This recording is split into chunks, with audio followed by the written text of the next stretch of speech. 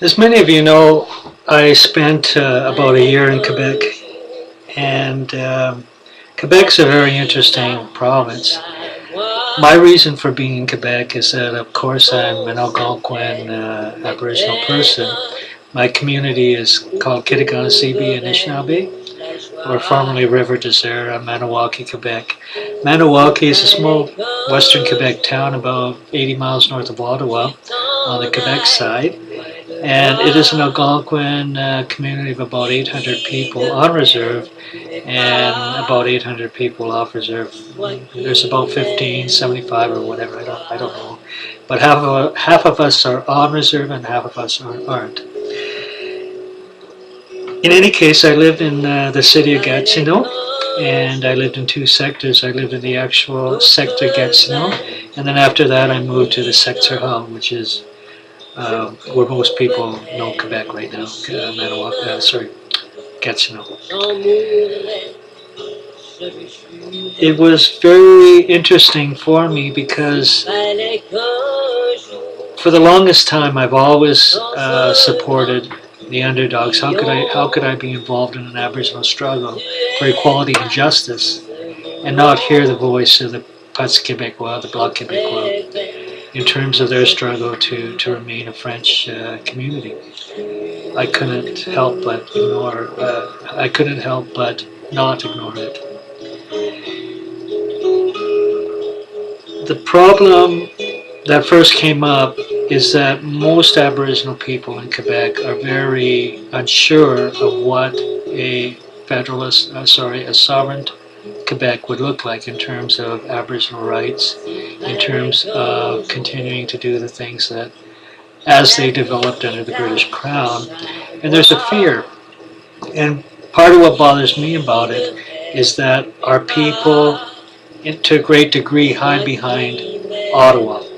We would rather put up with an Indian Act and a set of very bad circumstances because at least we know how to fight it.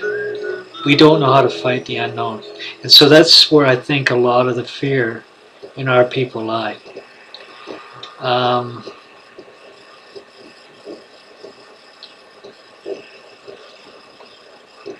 hang on. I gotta work this here.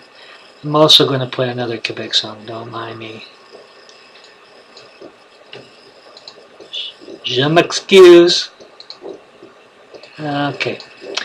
So anyways, where I was going with that is, out of all of this, you meet a lot of people in the bars, right? And they're Quebecois, they're Federalist, or they're Sovereigntist, or whatever. N'importe quoi. And what I realized out of this whole process is, wait a minute, I'm not a Canadian. I'm a member of the Algonquin First Nations. We were here before New France or England. The battle between these two colonies is their battle. That's their internal thing. What is my job as an Aboriginal person? What is my job as an Algonquin from Quebec? And I think number one is to stay out of the internal politics of the colonizers. But number two, to work with both parties and say what's good for the land, what's good for the long-term interests of everybody, conservation, environmental management, a sharing of an equitable sharing of resources, and so forth. That together we could build two nations, we could build three nations, Canada, Quebec, coinciding alongside the First Nation of this land.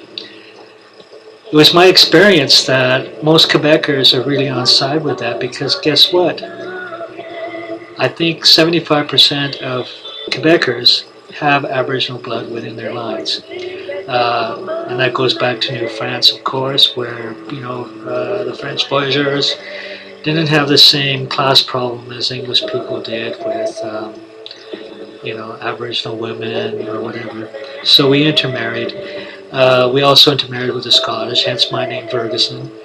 The Scottish, they came by way of the Hudson's Bay Company. They were fur traders. They were probably anti-English as well, and so we made a good company.